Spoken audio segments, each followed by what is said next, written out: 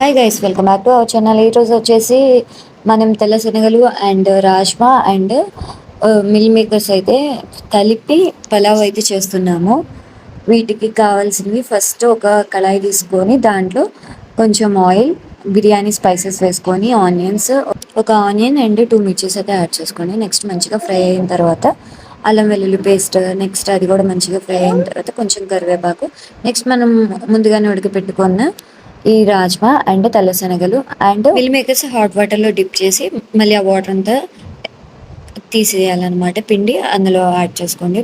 Next ఒక tomato వేసుకొని ఉప్పు, నెక్స్ట్ బిర్యానీ మసాలా, నెక్స్ట్ వచ్చేసి ధనియా పౌడర్ వేసుకొని మంచిగా ఫ్రై చేసుకోండి. ఫ్రై అయిన తర్వాత నేనైతే ఒక glass full basmati rice and half glass normal rice తీసుకున్నాను. దీనికి సరిపడా వాటర్ని అయితే వేసుకుంటున్నాను. 1 గ్లాస్కి 2 గ్లాసెస్ వేసుకుంటున్నాను వాటర్ని.